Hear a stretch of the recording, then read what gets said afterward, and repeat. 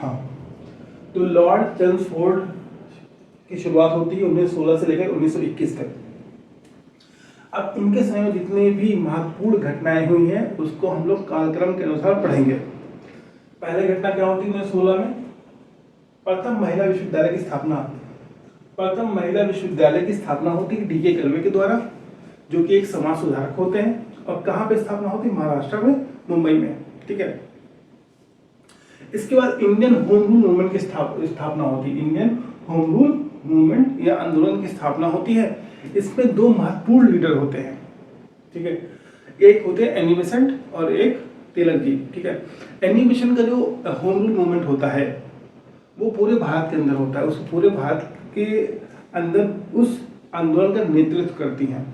वहीं पर तिलक जी का जो आंदोलन होता है वो मुंबई कर्नाटका के क्षेत्र में ही होता है, सॉरी महाराष्ट्र और कर्नाटका के क्षेत्र में ही होता है, बल्कि मुंबई में नहीं होता है। ठीक है, मुंबई में जो है एनी बेसेंट का होता है। तो तिलक जी का जो आंदोलन होता है वो कुछ ही क्षेत्रों में होता है, लेकिन एनी बेसेंट जी का पूरे भारत के अंदर होता है। इसमें जिन्ना ऐसे नेता भी जुड़े होते हैं, इस मूवमेंट से जिन्ना ऐसे नेता भी जुड़े होते हैं। और इस आंदोलन का, होम रूल मूवमेंट का मेन मकसद क्या होता है कि भारत के अंदर स्वशासन की व्यवस्था की जाए, सेल्फ गवर्नमेंट की स्थापना की जाए, सेल्फ गवर्नमेंट की स्थापना की जाए। इसके बाद और क्या 1916 में होता है? लखनऊ पैक्ट होता है। लखनऊ पैक्ट, लखनऊ पैक्ट में क्या होता है कि 1916 का जो कांग्रेस अधिवेशन होता है वो होता है कहाँ पे? लखनऊ के अंदर।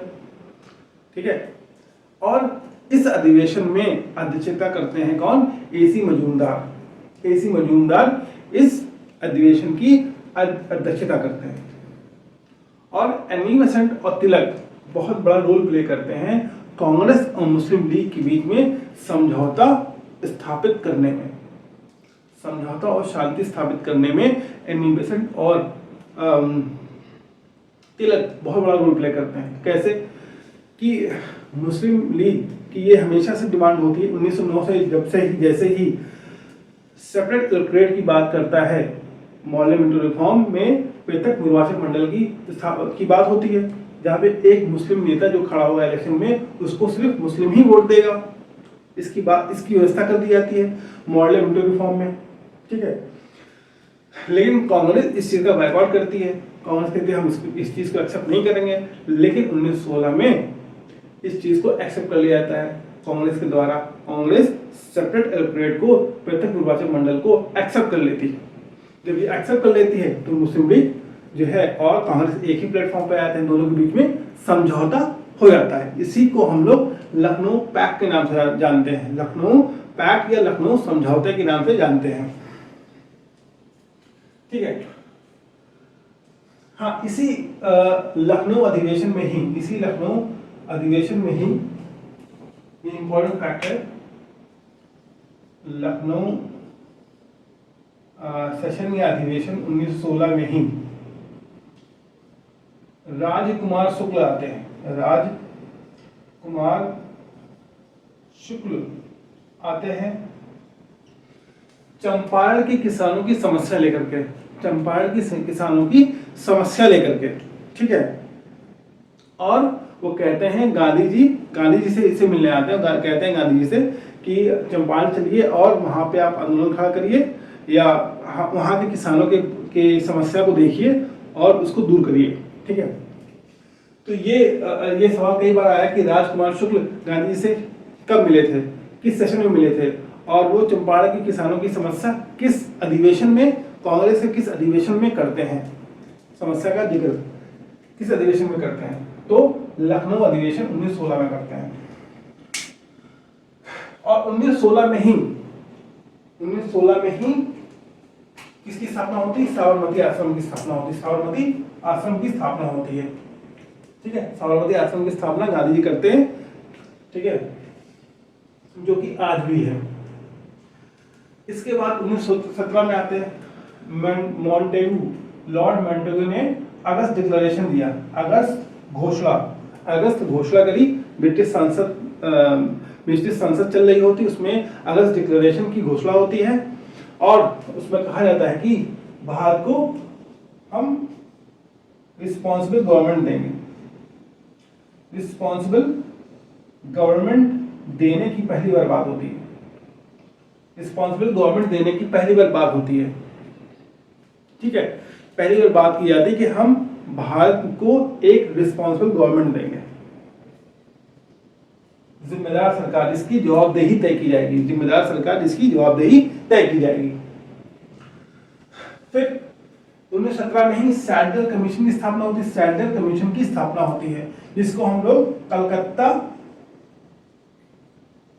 कमीशन भी कहते हैं, कलकत्ता आयोग या कलकत्ता विश्वविद्यालय आयोग, कलकत्ता विश्वविद्यालय आयोग या सैडलर कमीशन को बोलते हैं। सैडलर कमीशन की जो स्थापना हुई वो कलकत्ता विश्वविद्यालय में जो है क्या विसंगतियां थी और कलकत्ता विश्वविद्यालय सही सुचारू रूप से चल रहा है कि नहीं चल रहा है, इसके लिए की गई थी।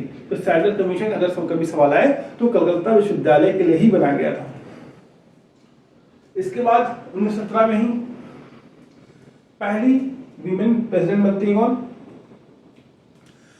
First women president of Indian national Congress कौन बनता है? Annie Besant. एनी बेसेंट पहली कांग्रेस अधिवेशन की महिला अध्यक्ष बनती है, ठीक है।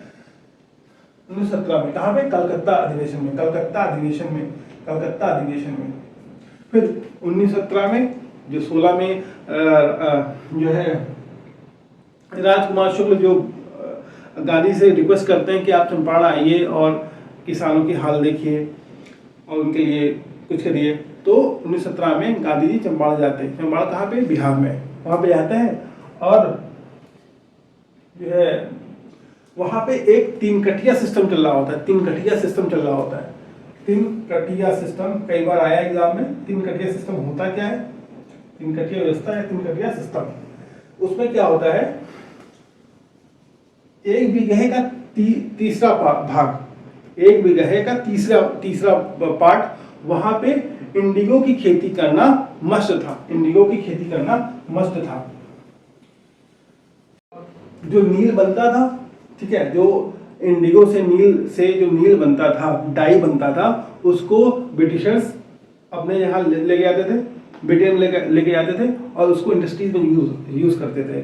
उससे पैंट बनती थी, शर्ट बनती थी और उसको पूरे देश दुनिया में बेचते थे।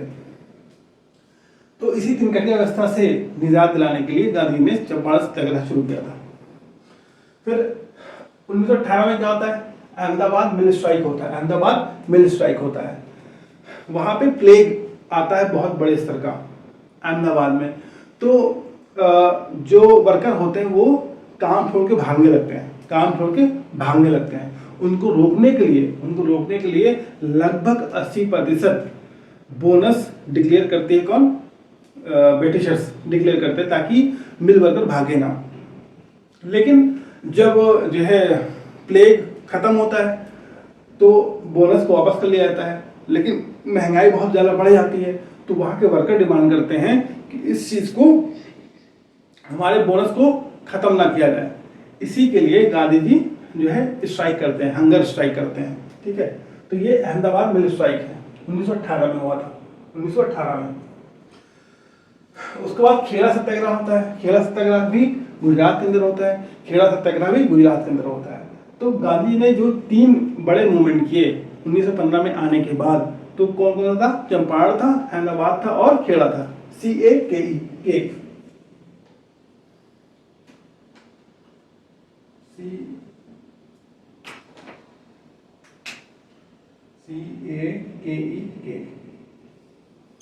ठीक है। खेड़ा सत्याग्रह में क्या होता है कि फेमीन आ जाने के बाद, जो भुखमरी आ जाने के बाद क्या होता है कि किसान खेती अच्छे से कर नहीं पाते हैं, उनकी उपज बहुत कम हो जाती है, पानी वगैरह की बहुत समस्या होती है। उसके बावजूद भी जो ब्रिटिशर्स होते हैं वो टैक्सेस को बढ़ा देते हैं। कितने परसेंट से? 23% लगभग टैक्सेस बढ़ा देते हैं, कर को बढ़ा देते हैं और वसूली करना चाहते हैं। इसी वजह से खेड़ा के जो किसान होते हैं वो जो है गांधी जी के पास जाते हैं, बोलते हैं गांधी जी हमको इससे निजात दिलाइए। तो गांधी जी इसके लिए एक सत्याग्रह शुरू करते हैं, इसका नाम है खेड़ा सत्याग्रह। खेड़ा सत्याग्रह यही है कि फेमीन आ जाने की वजह से जो उपज होती है, कृषि की उपज होती है, वो बहुत कम हो जाती है उसके बावजूद भी ब्रिटिशर्स लगभग 23% कर बढ़ा देते हैं उस उपज के ऊपर। इसलिए इसको बोला जाता है खेड़ा सत्याग्रह, जो गांधी जी ने ऑर्गेनाइज किया था। हाँ, तो 1919 से शुरू करते हैं। 1919 में क्या हुआ था? मॉन्टेगू चेम्सफोर्ड रिफॉर्म आया था। उसी रिफॉर्म की बेसिस पे ही गवर्नमेंट ऑफ इंडिया एक्ट 1919 आया था। इसको हम लोग अलग से पढ़ेंगे, ठीक है। इसके बाद क्या क्या चीजें होती हैं इधर देखते हैं सीक्वेंस में। रॉलेट एक्ट आता है। रॉलेट एक्ट ने इंडिविजुअल फ्रीडम को बिल्कुल खत्म कर दिया। बिना वकील, बिना दलील किसी को भी अंदर कभी भी किया जा सकता है अगर उसका एक्शन या उसकी स्पीच ब्रिटिशर्स के अगेंस्ट होगी तो, ठीक है। इसलिए इसको काला कानून भी कहा जाता है। इसको काला कानून भी कहा जाता है। ये कब आया था? 18 मार्च 1919।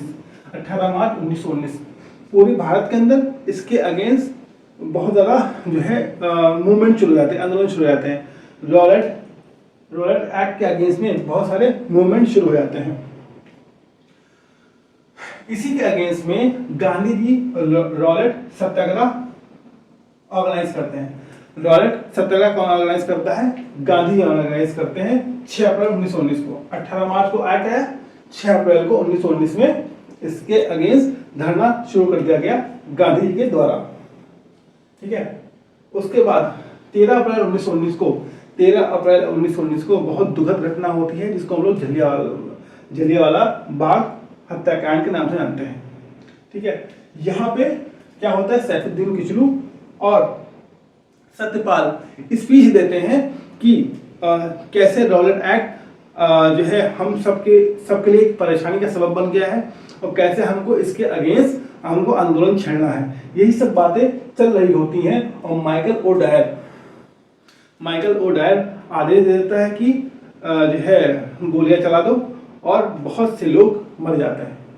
तो जो एरिया होता है ना उसका सिर्फ एक गेट होता है, मतलब वो जो है एक बहुत बड़े लॉन की तरह होता है और उसका सिर्फ एक गेट होता है। उसी गेट से पुलिस वाले घुसते हैं और गोलियां चलाना शुरू कर देते हैं माइकल ओ डायर के कहने पे।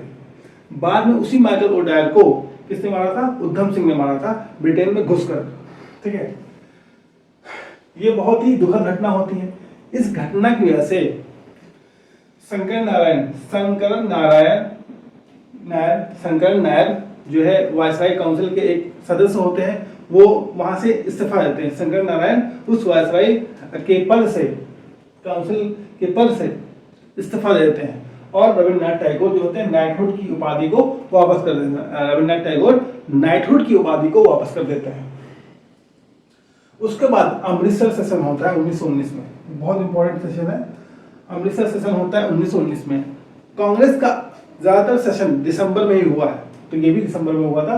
अमृतसर अधिवेशन 1919, जहां पे मोतीलाल नेहरू इसके अध्यक्ष होते हैं और जलियांवाला बाग कांड और रॉलेट एक्ट के बारे में जो है बहुत क्रिटिसाइज किया जाता है कि बहुत गलत घटना हुई है। और ये आखिरी सेशन था जहां पर तिलक जी ने पार्टिसिपेट किया था, क्योंकि 1 अगस्त 1920 को इनका जो है देहांत हो जाएगा, ठीक है। तो ये सवाल आया था कि तिलक जी ने लास्ट कौन सा सेशन अधिवेशन, कांग्रेस का अधिवेशन अटेंड किया था।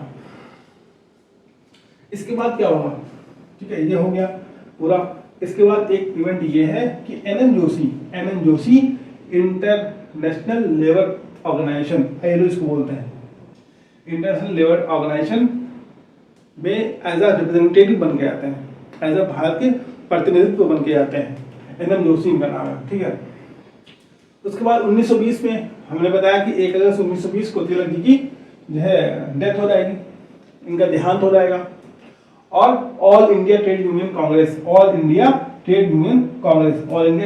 कांग्रेस की स्थापना होती है। इसके पहले अध्यक्ष कौन होते हैं? पहले अध्यक्ष लाला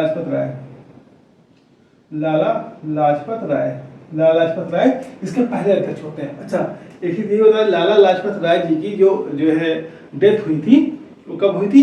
जब 1927 में साइमन कमीशन आया था। 28 में वो उसके अगेंस्ट में नारे लगा रहे थे और पुलिस लाठी चार्ज कर देती, जिसकी वजह से उनको सर में चोट लग जाती और उनका देहांत हो जाता है, ठीक है। इसलिए होता है क्योंकि तिलक और राय में अक्सर कंफ्यूजन हो जाता है। उसके बाद SP Sinha governor of Bihar बनते हैं। कब? 1920 में। ये पहले ऐसे गवर्नर होते हैं जो एक भारतीय बनाया जाता है। पहला गवर्नर किसी सूबा का, किसी प्रेसिडेंसी का, किसी क्षेत्र का कोई भारतीय बनाया जाता है। ठीक है, तो एसपी सिन्हा इसलिए इंपॉर्टेंट है। फर्स्ट इन इंडिया, जो कि एक भारतीय को गवर्नर बनाया जाता है। और एसपी सिन्हा होते हैं जो पहले सदस्य बनते हैं किसके? एग्जीक्यूटिव काउंसिल के, वायसराय के एग्जीक्यूटिव काउंसिल के।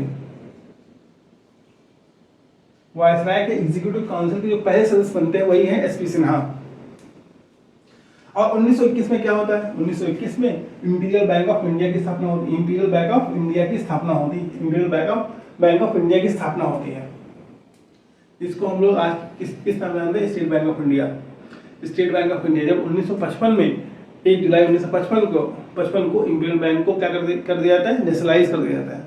जब उसका राष्ट्रीयकरण होता है तो इंपीरियल बैंक ऑफ इंडिया बन जाता है स्टेट बैंक ऑफ इंडिया। तो हो गया।